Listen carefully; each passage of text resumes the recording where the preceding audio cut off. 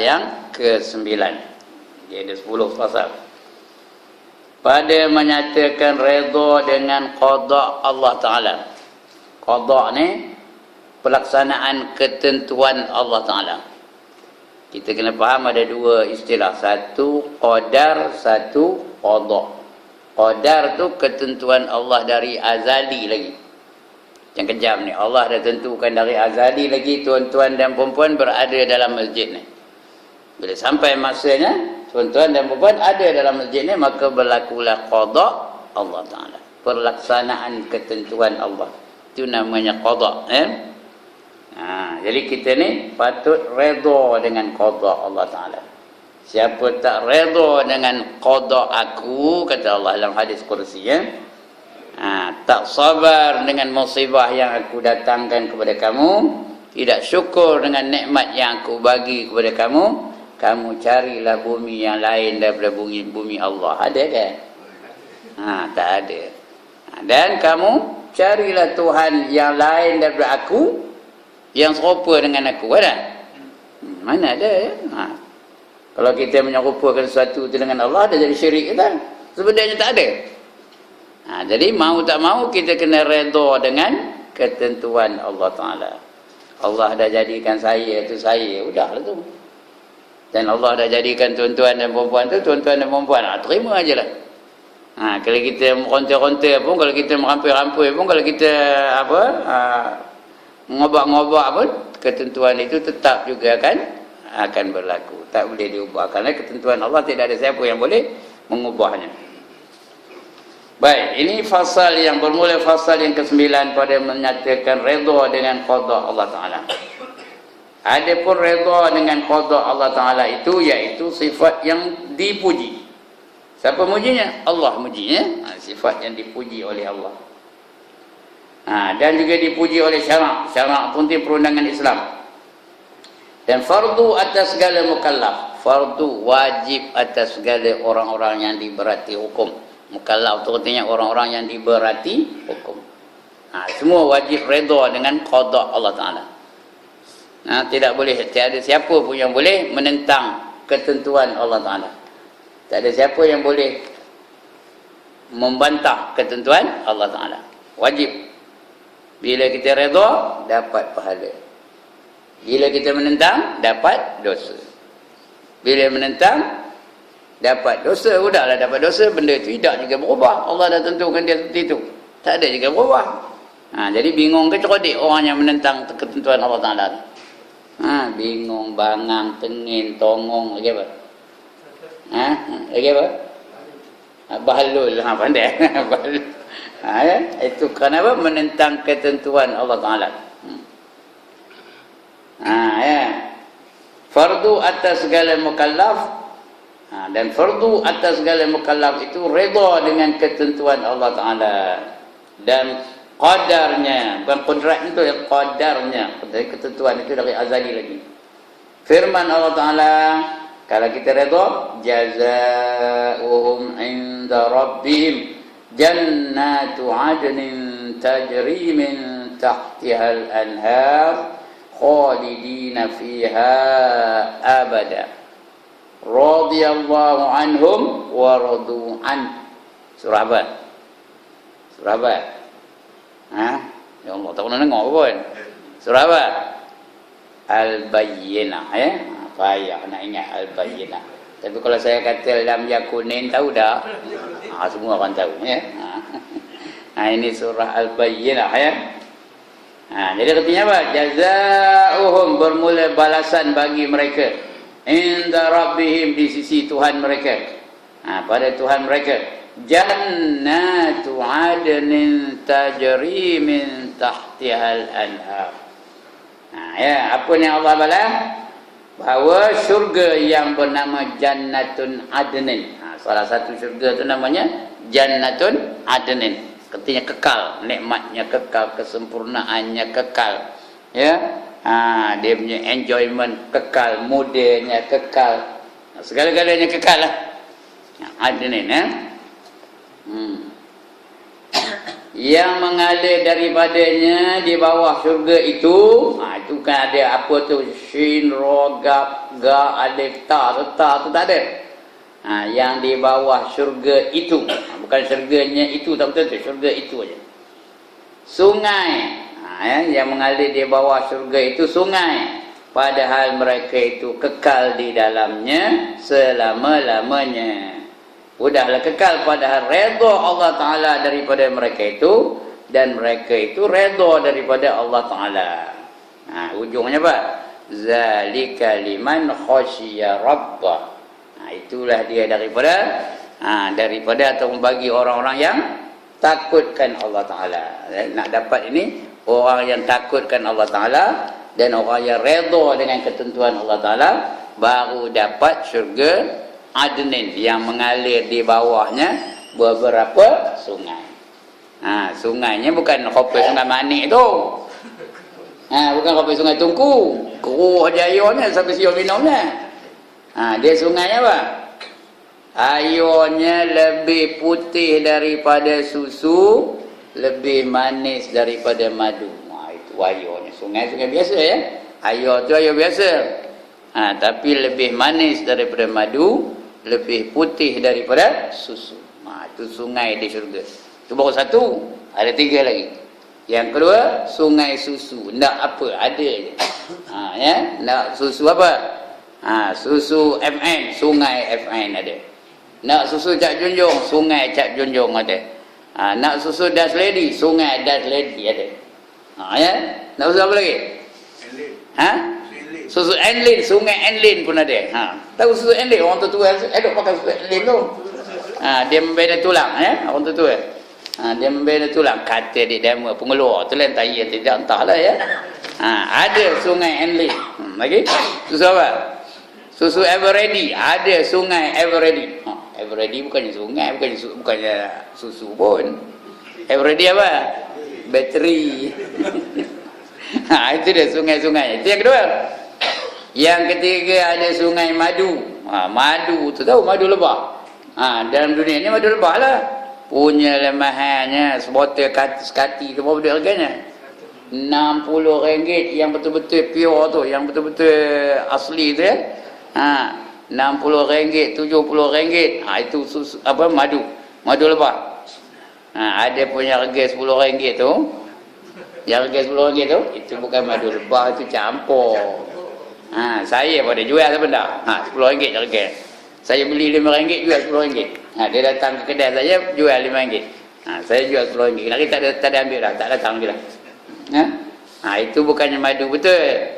Tapi ini madu betul dengan khasiatnya. RM60 paling kurang ni. RM70 setengah tempat tu ya. Yang ada jenama tu mau RM80 pun ada. Yang ada jenama sikit tu. Di syurga besok free aja ada sungainya, cedok aja. Khasiatnya lebih hebat daripada apa-apalah ya, daripada makjun tupai jantan ke, makjun gajah mengamuk ke.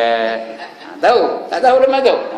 Daripada makjun apa? Makjun pak tani ke. Hebat itu syurga. Itu yang ketiga. Yang keempat sungai apa? Sungai Arak. Nak sebut apa? Nak bulldog, sungai bulldog. Nak Guinness Stout, sungai Guinness Stout. Lagi apa? Nak champagne, sungai champagne.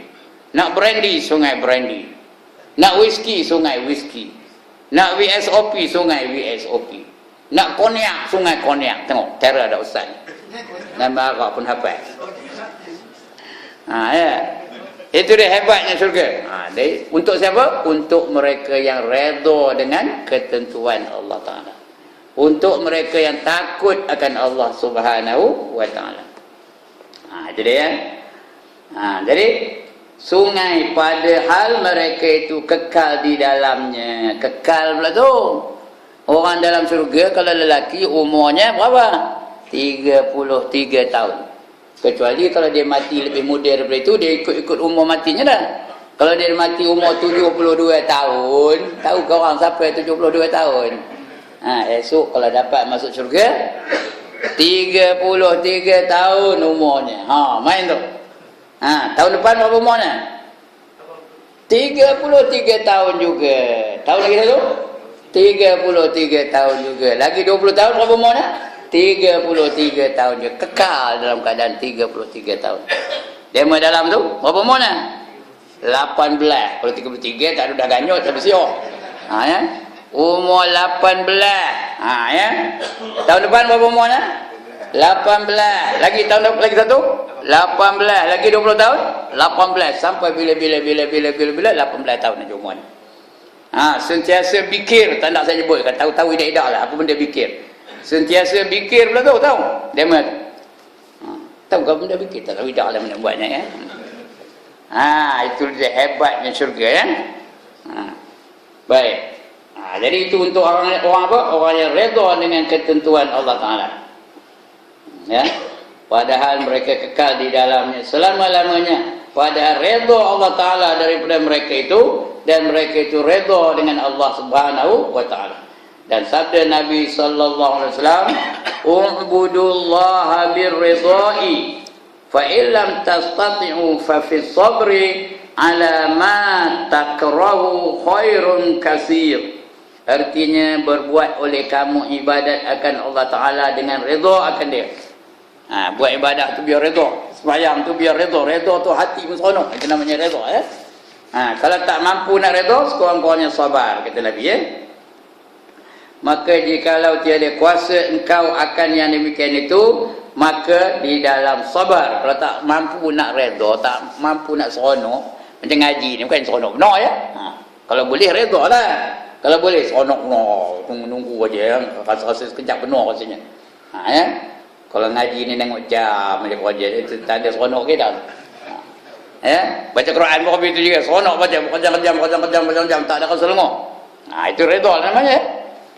Begitu juga menderma, mana dia tung berjalan tung. Redha je nak keluar. Ya.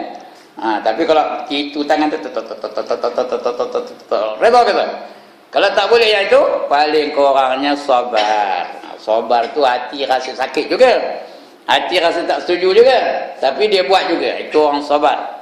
Pahala sabar ni bukannya sedikit tau, banyak pahala sabar ni. Tapi redha lagi besar pahala ni. Sabar pahalanya apa? Tak boleh nak dikira. Innama yuwaffas sabirun ajrahum bighairi hisab. Kata Allah Al-Quran kan? Sesungguhnya pahala bagi orang-orang yang sabar itu tak dapat nak dikira berapa banyak ni. Terlalu banyak. Itu sabar. Redha lagi banyak. Lagi banyak pahalanya. Jadi kalau tak boleh redha, kurang-kurangnya sabar. Sabar. Jadi kena menunggu ni sabar lah. Jangan kau tengok jam. Sabar. Bila nak suruh. Habis tu insyaAllah. Sampai masanya dia habis tu. Begitu juga sabar dengan lain. Kalau datangkan Allah musibah, sabar. Itu paling common ya. Jika tiada kuasa engkau akan yang demikian itu, maka di dalam sabar atas yang engkau benci, itu kebajikan yang amat banyak. Sabar tu benda yang kita benci, kita sabarlah. Benda yang suka, apa payah sabar? Benda yang kita benci, kita hendak satu benda tu tak dapat, sabarlah. Kita tak nak hujan juga, sabarlah. Lagi apa? Kita tak nak jadi miskin juga kita, sabarlah. Kalau kaya, apa yang sabar? Asa teringin dapat, asa teringin dapat, tak payah sabar. Sebab itu didatangkan Allah berbagai-bagai bentuk ujian. Diujinya dengan kemiskinan, diujinya dengan kelaparan, diujinya dengan kesusahan, diujinya dengan penyakit, diujinya dengan tua. Kena sabar. Kalau ikut nafsu memang kita tak nak tua. Siapa nak tua kata? Siapa tak nak?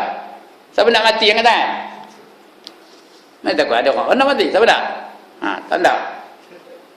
Tak nak mati. Siapa nak syurga yang tangan? Ramai pula tu. Atau kalau tak mati, bila dapat syurga ni?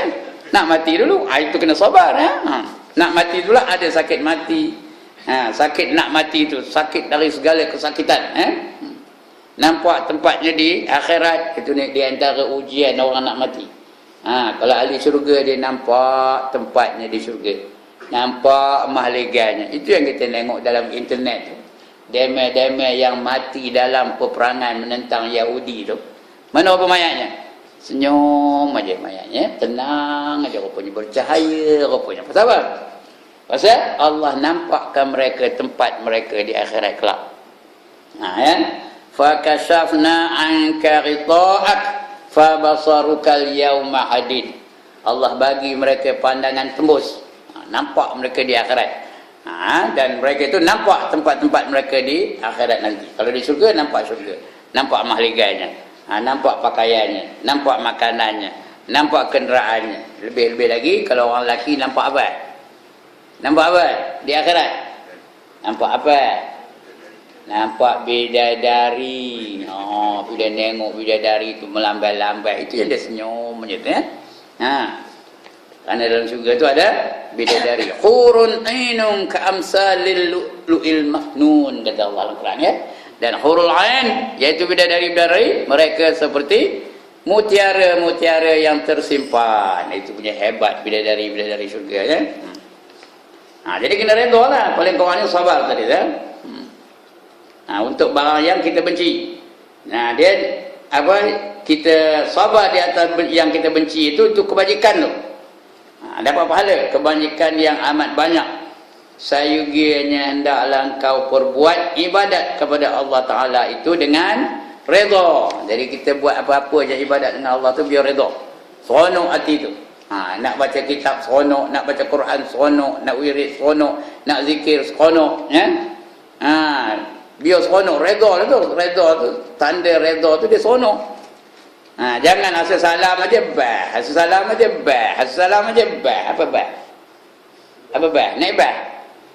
Asal salam, assalamualaikum warahmatullahi, assalamualaikum warahmatullahi, dia pun bah. Apa bah? Naik bah.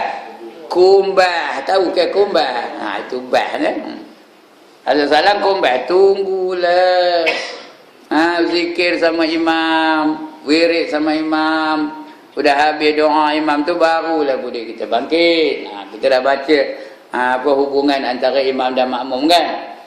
Makruh kita bangkit sebelum imam itu bangkit. Tunggulah. Ini nak sebut nama Allah pun getik macam mana? Bukanlah tuan-tuan ni jangan menyolang mata nama saya, tuan-tuan tak, ya. Ini tempat lain. Di mana? Di mana? Di Korea, sini tak ada, ya. Sini tak ada. Nak sebut nama Allah pun getik, ya Allah. Kan kita lepas salam tu kita sebut nama Allah, je tak? Iqrar dengan Allah. La ilaha illallah wahdahu la syarikalah, lahul mulku wa lahul hamdu yuhyi wa yumit wa huwa ala kulli syai'in qadir. Kan ada? Betul, puji lagi, Allahumma antas salam wa minkas salam wa ilaika ya'udus salam fa hayyina rabbana bis salam wa adkhilnal jannata daras salam. Tanda ke ni? Wa adkhilnal jannata daras salam. Tak ada? Boleh tak ada? Ya? Dia boleh lain lah. Dia boleh, dia tak ada wirid apa itu. Tapi dia wirid seorang-seorang. Kita ni kalau tak ada dipimpin oleh imam, kalau seorang-seorang nak wirid seorang, usah buat lah. Pakai tak wirid lah tu. Di Perlis tu memanglah mereka tu tak ada hadis kat sini, tak ada hadis jemaah selepas jemaah. Memang ada tu, ya. Itu tak apalah, itu memang kita sudah biasa ni. Seorang-seorang boleh ke wirid? Tak usah buat lah, nanti lu dah pergi, dah bangkit tu, duduk belakang tu, nyandor tu, siap tu. Sembang tu, macam-macam cerita ni. Cerita Kelantan dengan Perak, pemenang itu cerita ni. Wirid tak juga. Ngapa pandai saya ni pandai menang abor tu? Ngapa saya pandai menang abor tu? Saya kau itulah. Kalau tak bersama dengan imam pakai tak wirid tu. Ndak dia balik ke rumah kah lagi lah. Ya, balik ke rumah udah ada undertaker. Tahu kena siapa orang ni? Udah ada The Rock. Udah ada apa? Udah ada pendekar bujang lapuk pakai tak wirid itu. Itu dia, tuan-tuan. Jadi redha ni yakni dengan suka hati. Dia hendaklah engkau berbuat ibadah kepada Allah Ta'ala itu dengan redha, yakni dengan suka hati, seronok. Maka jikalau tiada kuasa engkau yang demikian itu, maka hendaklah engkau berbuat ibadah itu dengan sabar. Sabar tu kurang sikit martabatnya daripada redha. Tapi bukan sikit pahalanya, banyak lagi pahalanya. Tapi pahala redha lagi banyak.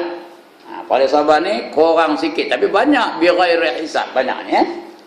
Kerana sabar ni separuh daripada iman. As-sabru nisful iman. Sabar itu sebahagian daripada iman. Jadi separuh iman tu sabar. Ya. Jadi hendaklah engkau berbuat ibadat itu dengan sabar, yakni dengan menahan akan kesusahan ibadah itu. Dan sabda Nabi sallallahu alaihi wasallam, "Idza ahabballahu 'abdan ibtalahu fa in sabara jtabahu wa in radiya tafahu." Artinya apabila kasih Allah Taala akan hamba-Nya, kalau Tuhan kasihkan kita, maka memberi ia akan dia balak. Orang yang Tuhan kasih dibaginya balak. Balak tu apa? Musibah. Bukan kayu balak ya. Kalau bagi kayu balak seronok pun. Ini musibah. Dibaginya musibah. Dibaginya kereta kita curi dari orang ke. Dibaginya motor kita jatuh dalam parit ke. Dibaginya kita penyakit gaut ke. Dibaginya kita penyakit darah tinggi ke. Kencing manis ke. Macam-macam lah musibah. 1001 macam Tuhan dia bagi musibah kepada kita. Itu tanda dia sayang dengan kita tu. Kalau kita sabar dengan musibah itu, dapat